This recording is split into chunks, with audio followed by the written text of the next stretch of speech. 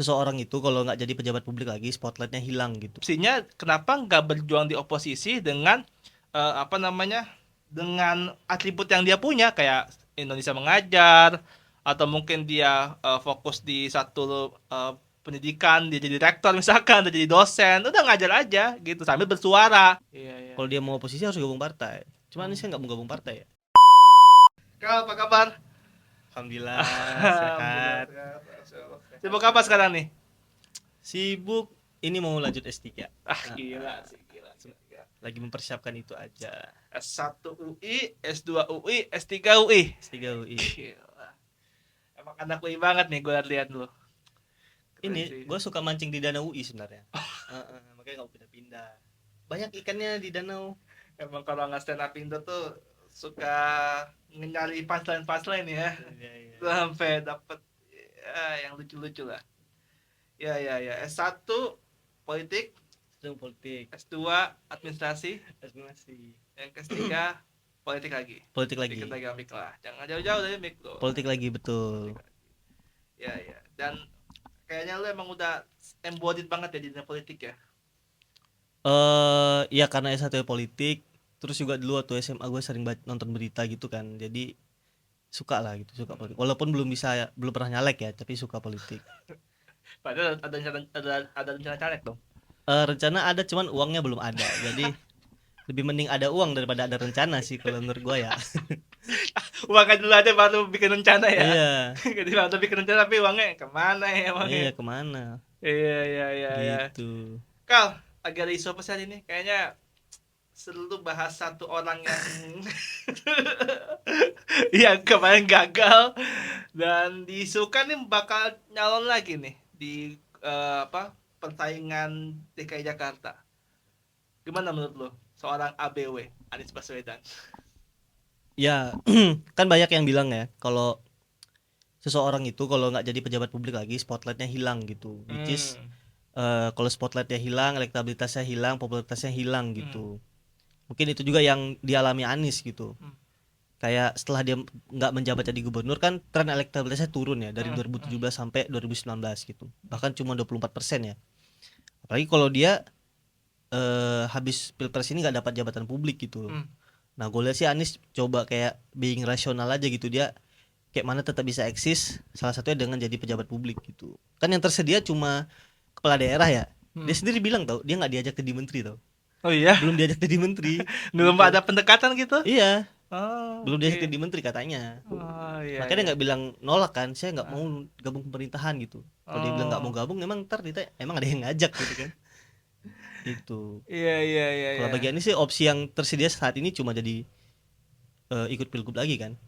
Padahal kan dulu kalau nggak salah Kecuali ya. dia ikut pilgub Aceh sih, kan eh, 80% oh ya, gitu. soalnya menang situ ya. 80% bro Dua ya. lah, Aceh sama Padang, ya kan? Padang, Padang tapi masih 60. 60. Kalau Aceh kan 80% tuh. Oh ya, menang telak ya. Iya, Iya, iya, iya. Mending ke sana ya. menang sih Tapi Anies kan tuh Kak. downgrade Pilgub. dong. Kan DKI Jakarta kan level, nah, levelnya udah lebih tinggi lah, paling apa ya? Paling teratas lah untuk level daerah kan. Kalau ke Aceh, dinurun dong. Iya, iya. Tapi memang lebih seksi jadi gubernur Jakarta kan, karena Iya. ya, Anies mah orang-orang tipe-tipe nyari spotlight kan ya. Hmm. Dia basis masa nggak ada, Ah, grassroots nggak ada, cuma popularitas doang gitu. ah, Ya suka inilah ngartis ya kan. ah. Cocoknya sih Jakarta. Ke Jakarta ya. Cocok Jakarta. Iya, iya. Tapi banyak kalangan berpendapat buat orang-orang yang khususnya nggak pengen Anies itu kembali ke Jakarta karena kan ada yang mengatakan ini orang udah tokoh nasional nih, nggak pas balik lagi ke level daerah, level gubernur Iya, gitu. Dia iya. harusnya nggak balik lagi karena akan menurunkan standarnya dia lagi Iya, iya, gitu. iya betul. Terus ada yang mengatakan opsinya kenapa nggak berjuang di oposisi dengan apa namanya, dengan atribut yang dia punya kayak Indonesia Mengajar, atau mungkin dia fokus di satu pendidikan, dia jadi rektor misalkan, dia jadi dosen, udah ngajar aja gitu sambil bersuara gitu. Menurut lu itu efektif nggak?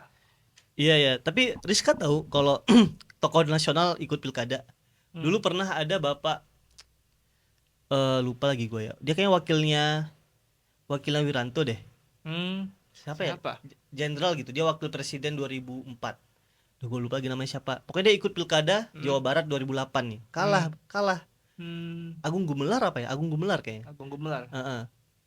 kalah. Abis ikut Pilpres 2004, ikut Pilkada 2008 Jawa Barat, abis itu hilang namanya.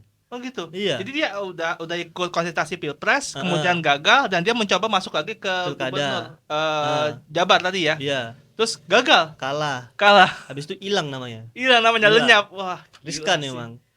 Kalau dulu 2012 ada Pak Hidayat Nur Wahid. Anyway. Dulu kan dia tokoh nasional juga kan, ketua MPR gitu, Hmm. hampir jadi cawapresnya SBY. Habis itu ikut Iya. Pilkada DKI. Iya. Untungnya dia jadi wakil ketua MPR lagi gitu kan, naik lagi gitu. Memang kalau udah jadi tokoh nasional ikut pilkada dan kalah itu memang menurut gue sih riskan sih. Cuman balik lagi itu teorinya, kalau lu pengen punya popularitas tinggi, lo harus punya spotlight gitu. Kalau nggak mungkin ada popularitas, nggak ada media yang liput. Kecuali bikin podcast sih. Iya kan, subscriber 20 juta sih masih lumayan terkenal.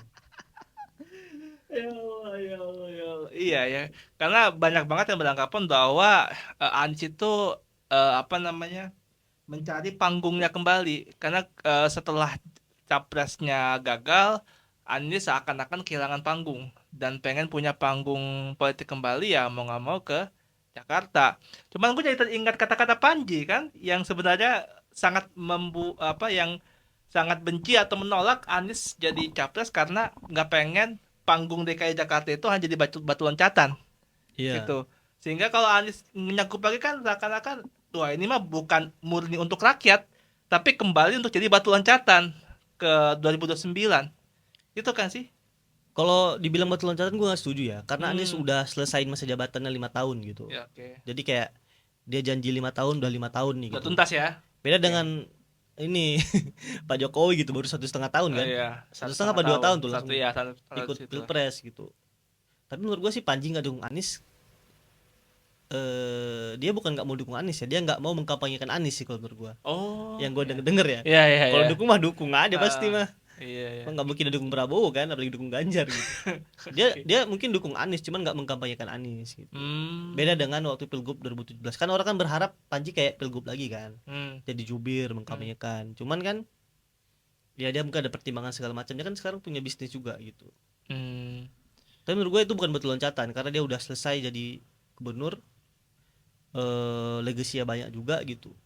Beda lah dengan yang sebelumnya. Tapi menurut lu secara lu ngelihatnya ya, apakah memang alangkah lebih baik Anies kembali nyagup atau ya udah dia itu berkeliaran aja sebagai oposisi? Wah, ini pertanyaan sulit nih.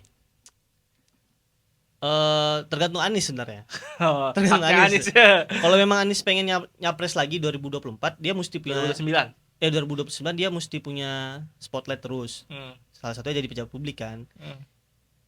Yang tersedia cuma jadi gubernur, kalau jadi menteri belum ada yang ngajak kan gitu. Tapi kalau dia cuma jadi tokoh oposisi bisa juga, asalkan dia gabung partai. Kan masalahnya Anies nggak mau gabung ya? partai. Iya. Lah independen nggak ada masa bro, nggak punya tiket. Iya. Kalau dia mau oposisi harus gabung partai. Cuma Anies kan nggak mau gabung partai ya. Oh, berarti itu jadi kayak orang luntang lantung ya, nggak ada kendaraan politik Iya, ya. susah tuh. Makanya kan ini spoiler ya. Proposal disertasiku kan bahas Anies. Oh iya. Bahas presidensialisasi partai Ah. pada proses pencapresan Anies. Oh. Karena baru pertama loh ada partai yang mau ngusung capres non kader gitu. Oh gitu. Iya. Ini pertama kalinya. Setahu gue pertama kali Oh. yang non kader ya di pemilihan pilpres langsung. Hmm. Dulu pernah ada kasus Jokowi kan. Tapi kan Dia dia kan kader PDIP. kasus itu outsider elit partai gitu, circle partai. Tapi masih kader partai gitu. Iya. Cuman kalau Anies bener-bener outsider partai banget gitu. Bukan kader, bukan elit partai juga gitu. Iya. Gitu. Oke. Gila.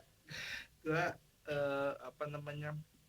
Ngelihatnya memang riskan ketika memang Anies itu memilih untuk nyagup. Ya kan? Ini kan udah banyak isu-isu yang beredar bahwa potensial nyagup itu tinggi banget ya. Nah, Barisan Perubahan yang udah dia bikin yang rasa-rasanya mereka banyak yang menginginkan untuk Anies tetap bertahan di oposisi, karena Barisan Perubahan itu ya bergerak karena mereka beroposisi dengan pemerintahan kan yang berkelanjutan itu. Iya. Gitu. Nah, eh memang tadi kata lu tergantung Anies ya. Cuman ketika misal kita coba berandai-andai, Anies nyagup, Barisan Perubahan ini yang mau dibangun kira-kira bakal gimana? Apakah dia bakal kecewa atau malah loyal, tetap loyal sama Anies? Hmm, kalau menurut gua ya, kalau Anies nyagup itu masih sejalan dengan aspirasi kelompok perubahan, kelompok Hmm. posisi. Kalau dia masih nyagup ya, Hmm. beda dengan kalau dia gabung koalisi pemerintahan gitu. Oh, Tapi I menurut gua see. lebih baik Anies jadi tokoh oposisi aja gitu. Oh, Tapi oke. syaratnya dengan gabung partai. Karena kalau Anies tokoh oposisi nggak gabung partai itu mah jadi LSM. LSM. Iya, jadi LSM aja kayak Haris Azhar ya kan ngisi-ngisi Iya. podcast gitu kan, ngisi seminar gitu. Kalau mau bener-beneran impactful gabung partai. Hmm, gabung partai. Gabung Ada saran nggak partai. partai mana? Dia bisa bikin partai juga sih. Oh, bikin partai baru Kan ya? katanya 24%. Ah, Kalau beneran itu eh, 24% mah harusnya pede ya. iya Ya, iya kan PT cuma 4% kan. Ya iya korting presiden korting threshold ya. korting korting setengah mah 10% dapat ya kan Apalagi suara kan isu MK kan partai Anies. presiden threshold untuk parlemen kan bakal Oh ya, dikurangin kan parliamentary ya? parliamentary threshold katanya mau dihilangkan, mau Hilangkan dihilangkan. bahkan ya, 0% berarti ya Iya, buat yang parlemen ya. tapi belum jelas tuh karena MK nyuruh DPR. Oh, buat Eh, kaji ulang. orang DPR Oh. mau ngubah undang-undang MK. Lu nyuruh-nyuruh gue mulu, gua ubah aja lah undang-undang lu gitu.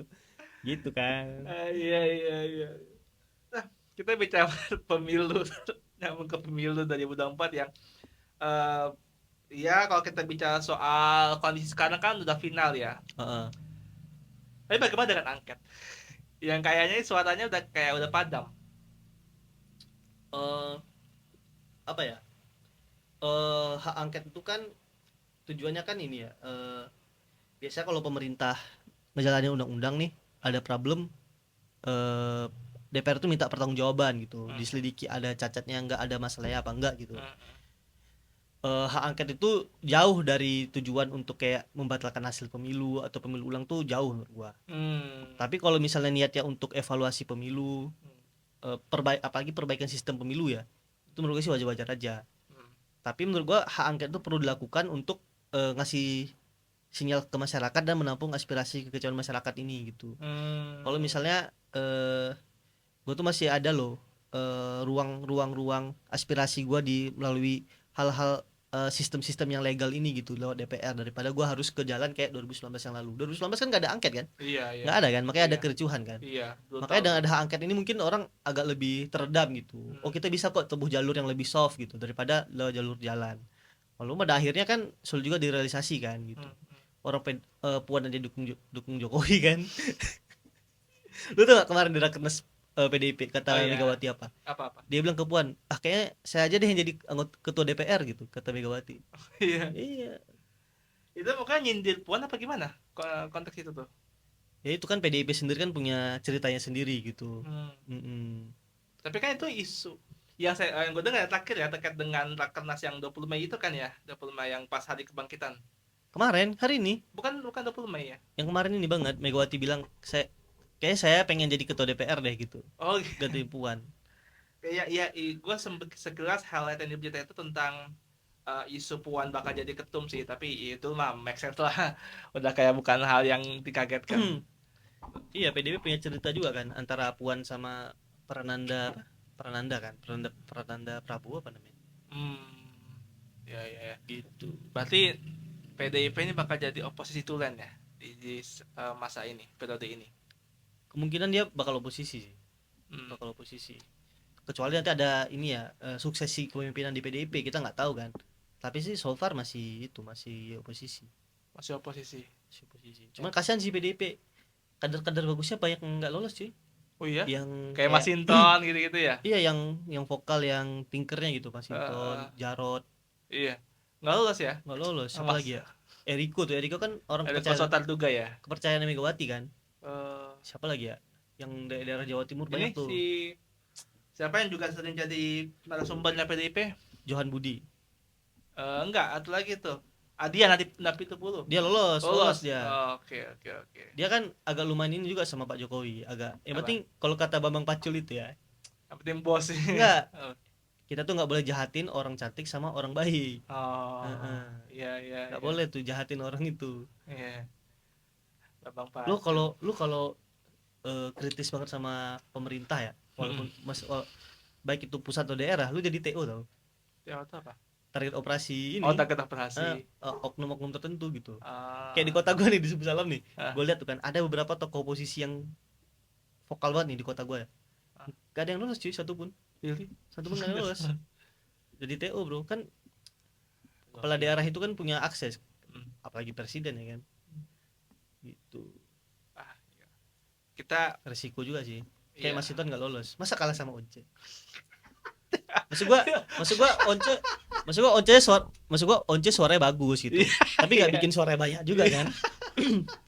Suara bagus, suara jadi banyak. Terus Mas Hinton tuh muka di mana-mana ya. Di Jakarta tuh sepanjang Mas Hinton semua mukanya tuh. Apa jadi petunjuk jalan. Tapi kalah saya sama Once Mekel. Lah 2019 dia kan nyalek tuh. Dengan kondisi yang gak baik-baik aja waktu itu. Adalah kita gak boleh spill ya kan. Tapi masih kepilih. Nomor 4 ya dulu 2019, nomor 4. Suaranya 80.000 apa. Dengan kondisi ada masalah gitu. 2024 ini kan dia on fire banget gitu, si paling populer kan. Paling populer. Cuma kepilih kan. Gitu dia. Tidak boleh menjahati orang baik. Susah ya kayaknya. Gue pikir tuh karena dia nomor 7. Karena kan dari psikologi pilihan ya, ketika dia nomor urut 1 2 itu akan lebih mudah terpilih ketimbang yang di bawah di bawah segitu kan gitu. 2019 nomor 4 ya. Sama aja. Kepilih juga. Kepilih juga.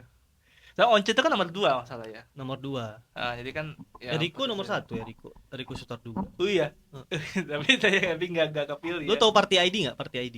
Enggak tahu. Party ID itu pemilih yang merasa dirinya itu terafiliasi sama partai gitu. Kalau teknis itu dia yang milih inilah lambang partai waktu di surat suara.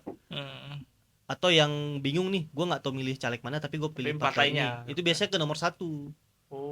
Oh ininya ya, di arahinnya ya. Jadi kayak gue pilih siapa nih ya? Gue simpatisan PDIP nih, tapi gue nggak tahu pilih siapa gitu. Cenderung milih nomor 1 tuh. Makanya kalau nomor 1 tuh dia dapat bonus suara lah istilahnya. Atau caleg jadi itu istilahnya. Ya, caleg udah auto jadi ya, kemungkinan jadi nomor 1. Oke. Nomor 2 mah enggak sih kalau menurut gua. Iya. Lagi nomor 7 ya. Jauh sekali. Cuman bagus sih brandingnya. Apa? Kayak Sevel gitu kan. Oh iya. Itu yang bikin anak Jaksel tau. Oh iya. Ya enggak sih kalau brandingnya enggak tahu ya. Cuman banyak yang bantuin dia. Gila. Kal, oposisi sekarang kelihatannya PDIP yang sangat bersuara keras karena isunya Prabowo udah mencoba mendekati PDIP, cuman kayaknya belum ada respon dan besar kemungkinan ditolakan dari Hasto sendiri pun sekjen PDIP udah sangat tegas sikap PDIP disampaikan sama dia kan. Tapi ada satu partai lagi yang juga disebut sebagai partai kader. Ya kan ada PDIP juga partai kader, ini satu lagi juga partai kader. Bedanya satu partai kader ngiri, mungkin disilahkan orang-orang yang ya banyak yang mengatakan kiri ya. Itu yang satu lagi banyak mengatakan ini kanan, yaitu PKS. Nah, partai kader satu ini nih, ada isu membuka karpet merah dengan Prabowo. Nah, menurut lo, berapa persen potensial partai ini bakal masuk koalisi? Dan bagaimana konstituennya ngelihat ketika misalkan dia akhirnya masuk koalisi? Kalau gue pribadi informasi yang gue punya terbatas gitu. Yang bisa gue jadi rujukan adalah itu ya hasil musyawarah majelis syuro yang terakhir gitu. Kalau hasil musyawarah majelis syuro terakhir itu setahu gue hasilnya adalah mengamanatkan untuk menjaga proses angket yang sedang berjalan gitu. Fokusnya di angket dulu ya. Angket aja. Karena sih kalau ya katanya kayak PKS tuh nggak mau kayak tiba-tiba kayak nggak ada apa-apa gitu. Padahal pemilu kemarin ada apa-apa banget gitu. Jangan sampai kayak tiba-tiba kita seakan-akan berakting gitu kayak nggak ada apa-apa kok pemilu kemarin gitu, kita langsung aja gitu. Makanya pengen fokus ke angket dulu. Setahu gitu PKS belum ada keputusan apa-apa. Tapi kalau kemungkinan sih nggak tahu ya gimana nanti dinamika di PKS gitu. Cuman kan setahu gue PKS nggak ada kendala komunikasi sama Prabowo ya. Iya. Udah temenan 10 tahun gitu. Iya. Temenan 2 pemilu bareng gitu. Iya, Pemilu iya. bareng, nggak ada kendala komunikasi, nggak ada kendala ideologi gitu. Kendalanya kan cuma sama Yang wakilnya wapresnya. Prabowo kan. Iya, iya, iya. Tapi memang keunikannya PKS itu kan dia udah punya branding konsisten gitu. Konsisten di oposisi gitu. Dan dia juga banyak dapat simpati karena jadi oposisi gitu kan. Nah, itu jadi tantangan sendiri gitu, kayak mana cara merasionalisasikannya. Tapi sih kalau menurut gua, kita kan nggak tahu juga umur pemerintahan Prabowo ini berapa lama gitu. Ya kan? Nggak ada yang tahu apakah 5 tahun, apakah 4 tahun, 3 tahun, 2 tahun gitu. Cuma juga gabung kalau tiba-tiba pemerintahannya nggak sampai akhir juga gitu. Menurut gua sih kayak PKS masih wait and see aja sih. Sih gitu. Karena kita malas juga ya kan, apa istilah itu? Apa ya kalau istilah orang Jawa itu ya? Intinya kita gabung ke circle yang nggak enak gitu. Mungkin PKS ngeliat dulu nih starting line up-nya menterinya Prabowo gimana gitu. Oke nggak gitu, ada menuju niat-niat untuk pembangunan Indonesia nggak sih, atau cuma kayak bener-bener power sharing gitu. Lu tau nggak sih beberapa nama ponakan Prabowo itu masuk list masuk menteri gitu. Oh iya? Bagi-bagi kue ke ini keponakan-keponakan. Iya, gue sih orang-orang yang disebut sih namanya kompatibel gitu, bagus-bagus. Cuman kan keponakan gitu kan. Ya jalurnya kayak langsung nih. Iya, bagus-bagus memang, cuman kan keponakannya Prabowo gitu. Iya. Gitu. Gue sih kayak mending ntar aja deh gitu, daripada kayak PKB sama Nasdem tiba-tiba langsung begini ya. Kami mau gabung ke pemerintahan. Kami gitu. akan mendukung, Tunggu mensupport. dulu, harusnya lihat dulu menterinya siapa gitu. Kayak mana niatnya membangun Indonesia gimana gitu. Jangan kasih cek kosong sih. Kalau bisa bergen ya kan, misalnya PKS mau gabung gitu, tapi kita ngusulin beberapa RUU ini yang harus diselesaikan gitu. Atau isu-isu ini harus diperjuangkan gitu. Jangan kasih cek kosong sih. Jangan cuma minta menteri doang. Berarti sembari ngasih proposal ya. Iya. Ini ya, gue mau gabung tapi tolong dong selesaikan gitu. Iya, lagian Prabowo nggak mau juga tahu kayak oposisi 2 partai gitu. Pengen merangkul semua tuh katanya tuh. Berat tau, kayak lu bayangin ya, SBY waktu dia presiden, oposisinya cuma kelompok kiri nih, PDIP. Iya. PDIP Jokowi waktu menjabat, oposisinya cuma satu nih, kelompok kanan gitu. Iya, PKS. Masa Prabowo dua-duanya kan, kelompok kiri kanan lah. Nggak lama bro, itu susah. Nah, iya. Dulu kan Prabowo kan Jokowi kan yang demo kan ini ya, takbir kan. Iya. Jokowi kan waktu SBY merdeka gitu. Iya. Takbirnya merdeka yang demo. Pusing. Sama-sama militan lah gitu. Iya, sama dua partai kader militan kan. Kelompok militan lah gitu, kiri militan. sama kanan ya kan. Nggak mungkin sih Prabowo mau kayak. Iya. Dia harus pilih salah satu yang masuk ke dalam koalisi Prabowo ya. kan bisnismen. Yang penting stabilitas. Tapi gue merasa kayaknya bakal seru gitu kalau dua partai ini benar-benar konsisten oposisi ya selama 5 tahun ke depan. Tapi ya Allah alam ya, kita nggak tahu dinamika politik ke depan dan keputusannya bakal sangat-sangat dinamis nanti ya. Mungkin potensi juga mungkin PDIP bakal masuk ke koalisi. Iya, karena kayak Prabowo tuh pemerintahan Prabowo ya, lebih membutuhkan oposisi daripada Jokowi gitu. Lebih membutuhkan oposisi. Karena dengar ya, politik anggaran Prabowo ini agak boros gitu. Oh gitu. Jadi mungkin pengawasan budgetingnya lebih kuat gitu di pemerintahan Prabowo ya kan. Tiba-tiba nanti dia ngajuin utang 1.000 triliun buat beli alutsista gimana? Kalau nggak ada oposisi langsung deal itu, langsung gol. Sekedar buat beli makan siang itu kayaknya tuh. Iya, itu aneh sih Prabowo ganti nama gitu. Makan bergizi ya. Belum Padahal kalau program itu makan pagi ya, atau sarapan pagi, itu udah dibikin Anies di Jakarta sih. Iya. Yang susu gratis kan? Apa sih namanya itu? Enggak, dia itu makanan tambahan. Masa tuh ada gue lupa. Pokoknya tapi pagi kan? Iya, entar pagi atau menuju siang ya? Pagi. Karena kayak emang tambahan lah, makanan tambahan ya buat penyemangat dan sebagainya gitu. Kan diakui juga sama Prabowo ketika Pilpres 2019 kan ngasih tahu bahwa iya, ini kalau diubah jadi pagi sih lucu sih. Ya, tapi ya kita nantilah, itu kan kebijakan beliau nanti gimana. Tapi ya gue masih agak apa ya bahasa tuh, berkhayal-khayal nih gimana nanti pemerintahan ya 2019 ke 2024 ke 2029. Apakah Indonesia akan lebih baik atau malah lebih kacau? What do you think?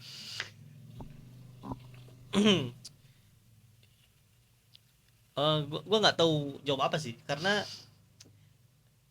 gue sekarang lagi apatis-apatisnya nih sama Indonesia nih, kayak bodo amat lah gitu. Cuman kayak gini loh, kita kan nggak mungkin mengharapkan hasil yang baru dengan usaha yang lama kan. Menurut gue sih pemerintahan periode ke depan itu usahanya lama masih gitu. Usaha lama, orang-orang lama nggak mungkin menghasilkan sesuatu yang baru gitu. Apa coba yang mau diharapkan? Nggak ada sih. Orang mungkin ya semua ketum partai itu masih sama tuh. Kalau Prabowo jadi presiden, ketum partai semua sama. Beberapa menteri Jokowi katanya dapat 5 jatah ya, masih sama lagi 5 lagi. Orang-orang Gerindra segala macam, nggak ada sirkulasi elit. Menurut gue sih yang menarik itu ada sirkulasi elitnya, cuman nggak ada sirkulasi elit. Gitu sih. Menurut gue nggak mungkin kita mendapatkan hasil yang baru dengan usaha yang lama. Iya. Kita mau berharap apa dengan sesuatu yang sifatnya keberlanjutan ya. Kalau misalnya Menteri Keuangannya Sri Mulyani lagi gitu, apa yang beda coba? Nggak ada lagi yang beda. Tapi kayaknya Sri Mulyani nggak masuk bursa sekarang katanya. Nggak tahu. Dulu emang zaman Jokowi masuk bursa Sri Mulyani? Enggak ya, enggak juga ya. Enggak, lagi di Amerika dia. Oh iya. Terus kan dia masuk bursa, tapi ya entahlah ya, kita nggak tahu ke depan gimana. Semoga. Pesimis gue kalau sama pemerintahan Prabowo mah, pesimis. Walaupun gue lebih semangat dengan pemerintahan Jokowi periode pertama. Walaupun itulah ya, gue kan gitu pokoknya.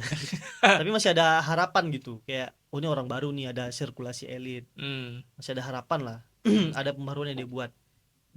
Jokowi kan pembaruannya itu dia egaliter, merakyat, pengen dobrak birokrasi nih. Itu yang kita tangkap dari kampanyenya Jokowi 2014. Sekarang Prabowo, apa yang kita tangkap dari kampanye Prabowo kemarin gitu? Apa cuma jogetnya doang gitu. Jogetnya doang mah. Gimik-gimiknya doang ya. Zaman Jokowi cuma satu menteri yang melihara biduan ya kan. Zaman Prabowo ya suka joget. Berapa tuh biduan itu? Cuman bisa disuka aja bahasanya biduan lu. Nggak, itu bercanda ya teman-teman. Cuman kayak ini apa? Nggak ada itu hal baru yang kita harapkan gitu. Kalau Anies masih mending lah kemarin ya kan, dia kayak bikin dialog dua arah gitu-gitu. Iya, desak Anies ya. Bahkan Ganjar juga lumayan lah. Iya. Prabowo kan cuma joget-joget. Apa ya, kalau kata orang tuh, kalau Anies itu dia seeking office gitu. Kalau Anies pengen jadi presiden. Kalau Ganjar pengen berkuasa, kalau Prabowo mah pengen menang aja gitu. Kan lanjutkan ada gitu. kepantesan up siapa gitu gue lupa. Ada Ridwan Kamil apa siapa ya gitu apa. Bener-bener kayak yang penting menang aja lah dulu gitu. Iya. Kalau terakhir harapan untuk Indonesia ke depan. Gua harapannya deh, harapan evaluasi sistem pemilu. Boleh, emang nggak apapun lah. Harapan gua ada 3 nih. Kita kan udah melaksanakan pemilu pertama, melaksanakan pemilu baru melaksanakan pemilu nih. Kita baru melaksanakan pemilu. Gue berharap ada beberapa evaluasi sistem pemilu. Yang pertama, gue pengennya komposisi anggota KPU itu kembali kayak tahun 1999 dulu. Jadi komisioner KPU itu ada representasi partai politik, ada perwakilan partai politik kayak tahun 1999 dulu. Itu yang pertama. Yang kedua, gue pengen mungkin ini perlu di-exercise ya, tapi mungkin menarik kayaknya kalau di pemilu itu, di Pileg, ada namanya sistem dapil nasional. Dapil nasional. Jadi setiap partai yang udah dapat kursi di DPR itu dapat alokasi 10% dari kursinya untuk dapil nasional. Nanti partai bisa mengutus siapa aja kadernya untuk mengisi jatah kursi dapil nasional itu gitu. Sehingga pejabat-pejabat partai kayak ketua partai, sekjen partai, bendahara gitu, jubir yang udah capek kampanye partainya secara nasional, dia nggak perlu nyalek gitu. Dia fokus membangun partainya. Sama yang ketiga, gue pengen perbaikan sistem pemilu ya. Ini sih ini agak klise, cuman gue pengennya ada perbaikan dana banpol. Dana bantuan politik. Karena kan sekarang baru 1.000 ya. Walaupun zaman Pak Jokowi itu udah lumayan naik 10 kali lipat tuh, dari 100 jadi 1.000. Cuman masih kurang kata Perludem apa ICW gitu, minimal 5.000 gitu. 5.000. Nah, gue pengennya sih kalau jangan 5.000 lah, terlalu berat gitu ya. Mungkin 3.000 atau 4.000 gitu. Nah, ini angka 3.000 ini satuannya apa nih? 3.000 per suara. Oh, 3.000 per suara. Misalnya kayak PDIP dapat berapa juta suara ya? 20 juta apa ya kemarin. Kalau dia 3.000 dapat 60 miliar gitu. Oh, gitu. Dan sistemnya tuh nggak kayak sekarang, kayak gaji PNS. Ada istilahnya gaji 13 tuh nggak lu? Iya, iya, iya. Jadi menjelang pemilu ya tambahan lagi. Personal kan banyak tuh. Dapat satu kali lipat gitu. Jadi kayak dalam 5 tahun ada 6 kali gitu. Gitu. Karena lu bosan gak sih partai didanai sama oligarki ya kan? Iya. Didanai sama negara gitu. Negara ya, dia lebih netral ya kalau tanda kutip netral. Kita kan nurut sama siapa yang bayar kan? Iya. Kalau yang bayar negara kan nurutnya sama negara. Iya, gitu. Pastilah. Kecuali kalau negaranya ada lagi di atasnya kan. Itu bahaya tuh. Itu sih kalau menurut gua 3 itu aja tuh perbaiki sistem pemilu. Kalau itu dilakukan mungkin agak better lah pemilu ke depan gitu, nggak kayak sekarang banget. Iya, iya. Ya, kita berharap lah yang terbaik buat Indonesia ke depan. Oke, thank you guys semuanya. Halo guys. Makasih banyak tontonnya. Mohon maaf kalau saya banyak omong kasar ya. Kita jumpa di video berikutnya. Bye bye.